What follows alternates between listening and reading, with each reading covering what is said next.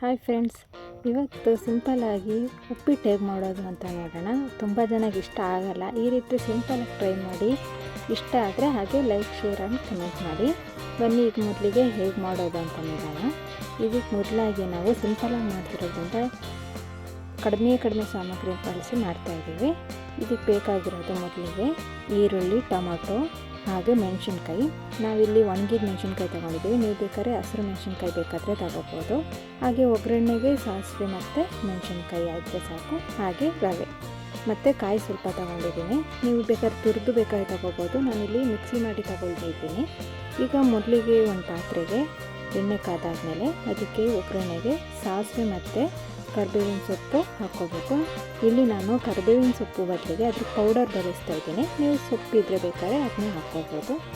ನಮ್ಮ ಮನೇಲಿ ಇಲ್ಲಿ ಸೊಪ್ಪಿರಲಿಲ್ಲ, ಹಾಗಾಗಿ ಪೌಡರ್ ಇದ್ದಿದ್ದನ್ನ ನಾನು ಹಾಕ್ಕೊಳ್ತಾ ಇದ್ದೀನಿ. ಒಂದು ಸ್ವಲ್ಪ ಫ್ರೈ ಆದಮೇಲೆ ಒಂದು ಸ್ವಲ್ಪ ಮೆಣಸಿನ್ಕಾಯಿ ಹಾಕ್ಕೊಳ್ಳಿ.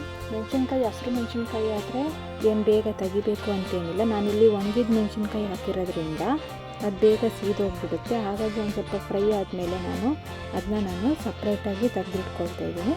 ಆಮೇಲೆ ನೆಕ್ಸ್ಟ್ ಇಲ್ಲಿ ಈರುಳ್ಳಿ ಹಾಕ್ಕೊಂಡಿದ್ದೀನಿ. ಈರುಳ್ಳಿ ಬೇಯಬೇಕಾದ್ರೆ ಒಂದು ಸ್ವಲ್ಪ ನೀವು ನೋಡಿ, ನಾನು ಮೆಣಸಿನ್ಕಾಯಿ ತೆಗೆದಿಟ್ಕೊಂಡಿದ್ದೀನಿ. ಇಲ್ಲಾಂದರೆ ಫುಲ್ಲು ಸೀದೋಗ್ಬಿಡುತ್ತೆ ಅಂತೇಳಿ ನಾನು ಸಪ್ರೇಟಾಗಿ ತೆಗೆದಿಟ್ಟು ಆಮೇಲೆ ಹಾಕೋಲ್ಲ ಅಂತ ಇಟ್ಕೊಂಡಿದ್ದೀನಿ. ಈಗ ಈರುಳ್ಳಿ ಹಾಕಾದ್ಮೇಲೆ ಟೊಮೊಟೊ ಹಾಕ್ಕೊಳ್ಳಿ. ಟೊಮೊಟೊ ನೀವು ಜಾಸ್ತಿ ಹಾಕ್ಕೊಂಡ್ರೇ ಒಳ್ಳೆಯದು. ಈ ಉಪ್ಪಿಟ್ಟಿಗೆಲ್ಲ ಈರುಳ್ಳಿ ಟೊಮೊಟೊ ಸ್ವಲ್ಪ ಜಾಸ್ತಿ ಇದ್ರೇ ಒಳ್ಳೆಯದು. ಹಾಗೆ ಟೊಮೊಟೊ ಹಾಕ್ಕೊಂಡಾದ್ಮೇಲೆ ಒಂದು ಸ್ವಲ್ಪ ಫ್ರೈ ಆಗೋಕ್ಕೆ ನಾನು ಉಪ್ಪು ಹಾಕ್ಕೊಂಡಿದ್ದೀನಿ. ನೀವು ಉಪ್ಪು ಸ್ವಲ್ಪ ಈಗಲೂ ಜಾಸ್ತಿ ಹಾಕ್ಕೊಂಡ್ರೆ ಆಗುತ್ತೆ.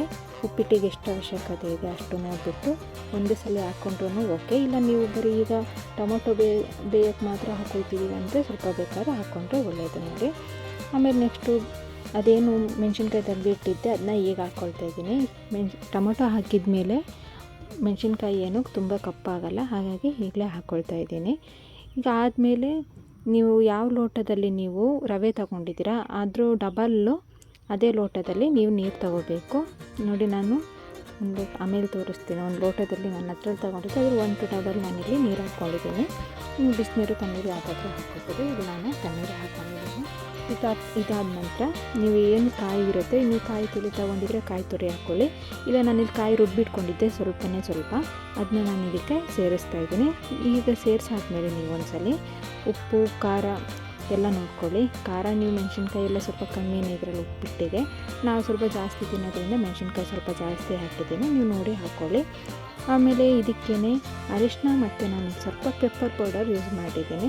ಪೆಪ್ಪರ್ ಎಲ್ಲದಕ್ಕೂ ಒಳ್ಳೆಯದಲ್ವ, ಹಾಗಾಗಿ ಒಂದು ಸ್ವಲ್ಪ ಪೆಪ್ಪರ್ ಯೂಸ್ ಮಾಡ್ಕೊಂಡಿದ್ದೀನಿ ನಾನು. ನೀವು ಇಲ್ಲಿ ಬೇಡ್ತಿದ್ದೆ ಬೇಕಾದ್ರೆ ಸ್ಕಿಪ್ ಮಾಡ್ಕೋಬೋದು. ಇದಿಷ್ಟೆಲ್ಲ ಆದಮೇಲೆ ಉಪ್ಪು ಒಂದ್ಸಲ ನೋಡ್ಕೊಳ್ಳಿ ಸರಿ ಇದೆಯಾ ಇಲ್ಲ ಅಂತೇಳಿ. ಇಲ್ಲಾಂದರೆ ಒಂದು ಸ್ವಲ್ಪ ಉಪ್ಪೆಲ್ಲ ಹಾಕ್ಕೊಂಡು ಅಡ್ಜಸ್ಟ್ ಮಾಡಿಕೊಂಡು ಒಂದು ಕುದಿ ಬರೋ ತನಕ ಕಾಯಿರಿ ನೋಡಿ. ಈಗ ಚೆನ್ನಾಗಿ ಕುದಿ ಬಂದಿದೆ. ನನಗೆ ಒಂದು ಲೋಟ ತೋರಿಸ್ತಾ ನೋಡಿ, ಆ ಲೋಟದಲ್ಲಿ ತಗೊಂಡಿದ್ದೆ ನಾನು 1.5 ಲೋಟ. ಈಗ ರವೆನ ಅದು 1 to ಡಬಲ್ ಅಂದರೆ 3 ಲೋಟ ನಾನು ನೀರು ಹಾಕ್ಕೊಂಡಿದ್ದೆ. ಈಗ ನೀವು ರವೆ ಹಾಕಿದ ಮೇಲೆ ಹಂಗೆ ಬಿಡೋಕೆ ಹೋಗಬೇಡಿ, ಚೆನ್ನಾಗಿ ತಿರುಗಿಸ್ಬೇಕು. ಇಲ್ಲಾಂದರೆ ಅದು ಅಲ್ಲಲ್ಲೇ ಗಂಟಾಗ್ಬಿಡುತ್ತೆ. ನಾವು ಗಂಟಾಗದೇ ಇರೋ ಥರ ಚೆನ್ನಾಗಿ ಒಂದೆರಡು ನಿಮಿಷನಾದರೂ ಕೈ ಆಡಿಸ್ದಂಗೆ ತಿರುಗಿಸ್ತಾ ಇರಬೇಕು. ಮತ್ತು ಎಣ್ಣೆ ಜಾಸ್ತಿ ಹಾಕೊಳ್ಳೋಕೆ ಹೋಗ್ಬೇಡಿ ಉಪ್ಪಿಟ್ಟಿಗೆಲ್ಲ. ಈಗ ನೋಡಿ ಕರೆಕ್ಟಾಗಿದೆ ಅದೆಲ್ಲ. ಇದಾದಮೇಲೆ ಮತ್ತೆ ನೀವು ಚಿಕ್ಕ ರವೆ ತಗೊಳಕ್ಕೆ ಹೋಗ್ಬೇಡಿ ಉಪ್ಪಿಟ್ಟು ಮಾಡಬೇಕಾದ್ರೆ. ಉಪ್ಪಿಟ್ಟು ನೀವು ಯಾವತ್ತೇ ಮಾಡಬೇಕಾದ್ರೂ ಸ್ವಲ್ಪ ದಪ್ಪ ರವೆನೇ ಇದ್ರೇ ಒಳ್ಳೆಯದು ಉಪ್ಪಿಟ್ಟಿಗೆಲ್ಲ. ಈ ಕೇಸರಿ ಬಾತಿಗೆಲ್ಲ ಬೇಕಾದರೆ ಚಿಕ್ಕ ರವೆ ಆಗುತ್ತೆ, ಉಪ್ಪಿಟ್ಟಿಗೆ ಮಾತ್ರ ದಪ್ಪ ರವೆನೇ ತಗೊಂಡು ಮಾಡಿ ನೋಡಿ. ಈ ಥರ ಆದಮೇಲೆ ಒಂದು ಸ್ವಲ್ಪ ತಿರುಗಿಸಾದ್ಮೇಲೆ ಬೇಕಾದ್ರೆ ನೀವು ಸ್ವಲ್ಪ ನೀರಿದೆ ಅಂಶ ಇದೆ ಅಂತ ಗೊತ್ತಾದಮೇಲೆ ಸ್ವಲ್ಪ ಮುಚ್ಚಿಟ್ಬೇಕಾದ್ರೆ ಬಿಡಿ, 1 ನಿಮಿಷ ಏನೂ ಆಗೋಲ್ಲ. ಅಕಸ್ಮಾತ್ ನೀರು ನೀವು ಜಾಸ್ತಿ ಹಾಕ್ಕೊಂಡಿಲ್ಲ ಅಂತೇಳಿದರೆ ಮುಚ್ಚೋಕ್ಕೇನು ಹೋಗಬೇಡಿ, ತಲೆ ಎಲ್ಲ ಹಿಡಿದ್ಬಿಡುತ್ತೆ ನೋಡಿ. ಈ ಥರ ನಾನು ಮುಚ್ಚಿಬಿಟ್ಟು ಮತ್ತೆ ತೆಗ್ದು ನೋಡ್ತಾಯಿದ್ದೀನಿ. ತೆಗೆದ್ಬಿಟ್ಟು ಮತ್ತೆ ಒಂದು ಸ್ವಲ್ಪ ಆ ಕಡೆ ಈ ಕಡೆ ಎಲ್ಲ ತಿರುಗಿಸ್ಬಿಟ್ಟು ಹಾಕ್ತಿದ್ದೀನಿ ನೋಡಿ. ತಳ ಒಂದು ಸ್ವಲ್ಪನೂ ಹಿಡ್ದಿಲ್ಲ. ನೀವು ಹಾಗೇ ಮಾಡ್ಕೊಳ್ಳಿ. ಒಬ್ಬೊಬ್ರ ಕಡೆ ಒಂದೊಂದು ಕಡೆ ಎಲ್ಲ ತುಂಬ ನೀರು ಹಾಕ್ಬಿಟ್ಟು ಮಾಡ್ತಾರೆ, ಅಂದರೆ ಅವರಿಗೆ ಸ್ಮೂತಾಗಿದ್ದರೆ ಒಳ್ಳೆಯದು. ನಾವು ನೀರು ಹಾಕಿ ಮಾಡಲ್ಲ, ಇದೇ ಥರ ಒಂದು ಸ್ವಲ್ಪ ಡ್ರೈ ಆಗಿರಬೇಕು ನಮ್ಮ ಕಡೆ. ನಾವು ಅದಕ್ಕೆ ಇದೇ ರೀತಿ ಮಾಡ್ತಿರೋದು ನೋಡಿ. ಹಿಂಗೇನಾದರೂ ಇನ್ನೂ ಸ್ವಲ್ಪ ಬೆಂದಿಲ್ಲ ಸ್ವಲ್ಪ ಅಂತೇಳಿದರೆ ನೀವು ಹೀಟ್ ಕಮ್ಮಿ ಮಾಡಿಬಿಟ್ಟು 1-2 ನಿಮಿಷ ಚೆನ್ನಾಗಿ ಮುಚ್ಚಿಟ್ಬಿಡಿ, ಅದು ಚೆನ್ನಾಗಿ ಬೆಂದಿರುತ್ತೆ. ಈಗ ಫೈನಲಾಗಿ ಉಪ್ಪಿಟ್ಟು ರೆಡಿಯಾಗಿದೆ. ನೀವು ಒಮ್ಮೆ ಟ್ರೈ ಮಾಡಿ ನೋಡಿ, ಈ ರೀತಿ ಬಂದಿದೆ. ನೀವು ಟ್ರೈ ಮಾಡಿ. ಆದರೆ ಈರುಳ್ಳಿ ಮತ್ತು ಟೊಮೊಟೊ ಎಲ್ಲ ಸ್ವಲ್ಪ ಜಾಸ್ತಿ ಹಾಕ್ಕೊಂಡೇ ಟ್ರೈ ಮಾಡಿ, ತುಂಬ ಟೇಸ್ಟಿಯಾಗಿ ಬಂದಿರುತ್ತೆ. ಇದು ನೋಡಿ ಸಿಂಪಲ್ಲಾಗಿ ಮಾಡಿರೋ ಉಪ್ಪಿಟ್ಟು. ನೀವು ಟ್ರೈ ಮಾಡಿ. ಇಷ್ಟ ಆದರೆ ಲೈಕ್, ಶೇರ್ ಆಗಿ ಕಮೆಂಟ್ ಮಾಡಿ. ಹಾಗೆ ನಮ್ಮ ಚಾನಲ್ನ ಸಬ್ಸ್ಕ್ರೈಬ್ ಮಾಡ್ಕೊಳ್ಳಿ. Thank you.